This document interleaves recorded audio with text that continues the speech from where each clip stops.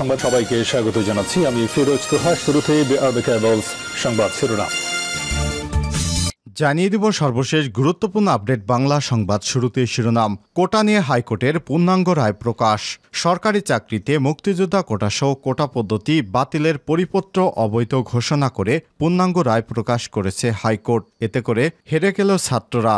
আজ রোববার 14 জুলাই বিচারপতি কে এম কামরুল কাদের এবং বিচারপতি খিজির হায়াতের হাইকোর্ট বেঞ্চ 27 পৃষ্ঠার পূর্ণাঙ্গ রায় প্রকাশ করেছে।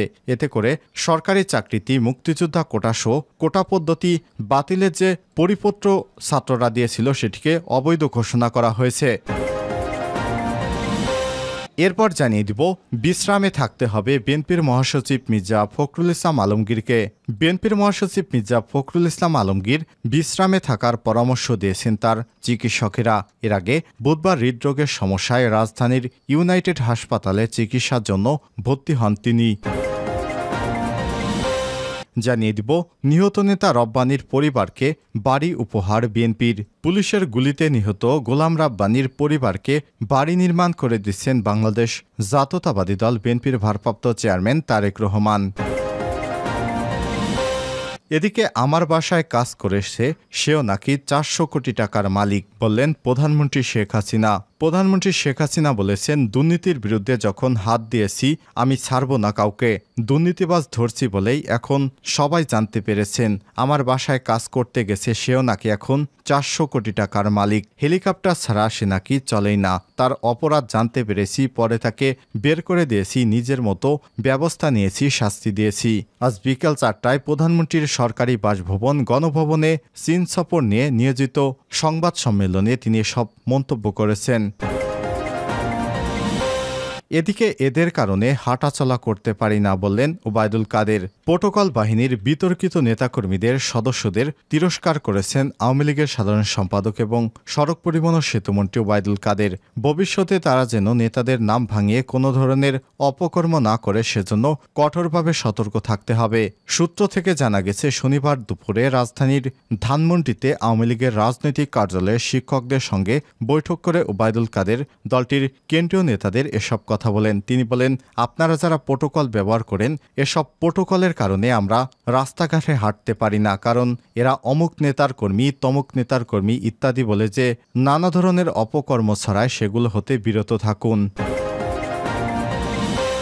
এবং সর্বশেষ জানিয়ে দিব নিজ দলের কর্মীর হাতেই কি খুন হতে যাচ্ছিলেন ডোনাল্ড ট্রাম্প। যুক্তরাষ্ট্রের প্রেসিডেন্ট নির্বাচনে আগামী 5ই নভেম্বর, হাতে আছে মাত্র 3 মাস।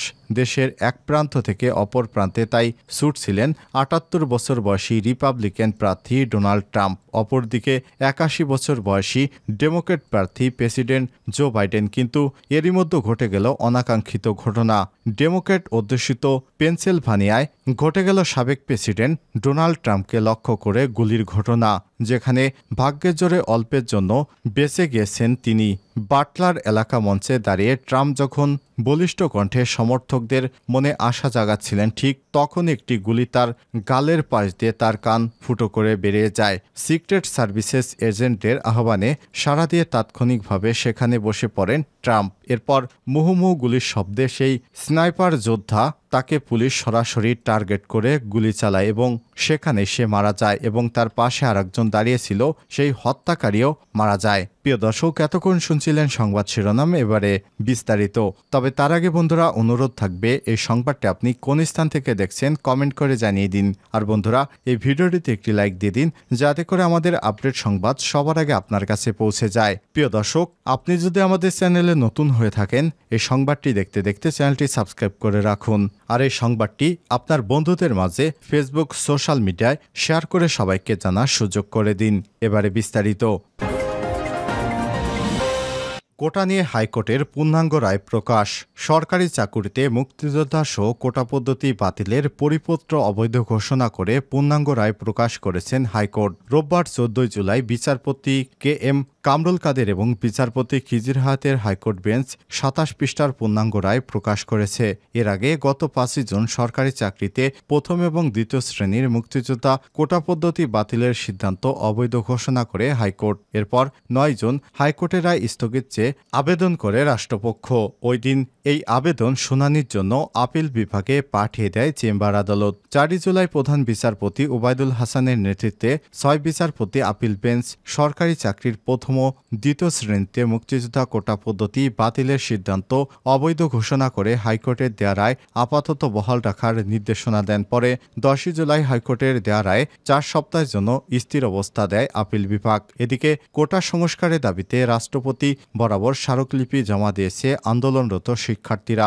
এর আগে কোটা সংস্কার আন্দোলনে ১২ সদস্যের প্রতিনিধি দলটি বঙ্গভবনে যায়। দুপুর ২টা ৪০ দিকে প্রতিনিধি দলটি বঙ্গভবনে প্রবেশ করে। প্রতিনিধি দলে ঢাকা বিশ্ববিদ্যালয়ের শিক্ষার্থীরা হলেন আরিফ সোহেল, শারজিস আলম, নাহিদ ইসলাম, আব্দুল হান্নান মাসুদ, আসিফ মাহমুদ, রাশিদুল ইসলাম রিফাত, আব্দুল কাদের মোহাম্মদ মাহিন ও হাসিব আল ইসলাম। এছাড়াও ছিলেন জগন্নাথ বিশ্ববিদ্যালয় এবং ইডেন কলেজের ২ নারী প্রতিনিধি সুমায়া জাহান এবং মেহেরুন্নেসা রয়েছেন। এর আগে ঢাকা বিশ্ববিদ্যালয়ে কলাভবনে গ্রন্থাগারের সামনে বেলা ১১টার দিকে থেকেই ছোট ছোট দলে জড়ো হতে শুরু করেন আন্দোলনকারী শিক্ষার্থীরা। পরে দুপুর ১২টায় তারা কেন্দ্রীয় লাইব্রেরির সামনে থেকে এক পদযাত্রা শুরু করেন। এতে ঢাকার সব শিক্ষা প্রতিষ্ঠানের শিক্ষার্থীরা যুক্ত হয়। এ সময় মিছিলটি বঙ্গভবনের উদ্দেশ্যে এগিয়ে যেতে থাকলে দুপুর ১টার দিকে শিক্ষা ভবনের সামনে তাদের আটকানোর জন্য ব্যারিকেড দেয় পুলিশ। পরে শিক্ষার্থীরা পুলিশের ব্যারিকেড ভেঙে এগিয়ে যায়। এরপর গণপদযাত্রা নিয়ে শিক্ষা ভবন এলাকা অতিক্রম করে সচিবালয়ের কাছে পৌঁছলে বোয়া বোয়া স্লোগান শুরু করেন শিক্ষার্থীরা। পরে সচিবালয় গেট বন্ধ করে দেওয়া হয়। তাদের এই কর্মসূচি রাজধানীর 0 পয়েন্টে পৌঁছালে পুলিশের ব্যারিকেড লক্ষ্য করা যায়। ব্যারিকেডের কারণে সামনে এগোতে না পেরে সড়কেই বসে পড়েন তারা। এ সময় সেখানে বসেই তারা বিভিন্ন স্লোগান দিতে থাকেন। এক পর্যায়ে দুপুর 1টা 40 দিকে গুলিস্তান 0 পয়েন্টের পুলিশ ব্যারিকেড ভেঙে বঙ্গভবনের দিকে রওনা হন আন্দোলনকারী শিক্ষার্থীরা। এ সময় গুলিস্তানের পাতাল মার্কেট এলাকায় পুলিশের একটি সাজোয়া যান দেখা যায়। এ সময় রাস্তা ব্লক করে এবং বৃষ্টি উপেক্ষা করে হাজারো শিক্ষার্থী স্লোগান দিতে থাকেন। তবে মতিঝিলের রাস্তা আটকে রাখে পুলিশের সদস্যরা। গুলিস্তান মোড়ে এপিসি কার এবং জলকামান নিয়ে শত শত পুলিশ সদস্যকে প্রস্তুত থাকতে দেখা যায়। বেলা ১১টায় শুরু হওয়া এই গণপদযাত্রায় ঢাকা বিশ্ববিদ্যালয়, জগন্নাথ বিশ্ববিদ্যালয়, ঢাবি অভিভুক্ত ৭ কলেজ, শেরেবাংলা কৃষি বিশ্ববিদ্যালয় সহ ঢাকার বিভিন্ন প্রতিষ্ঠানের শিক্ষার্থীরা অংশগ্রহণ করেন। বিশ্রামে থাকতে হবে মির্জা ফখরুলকে।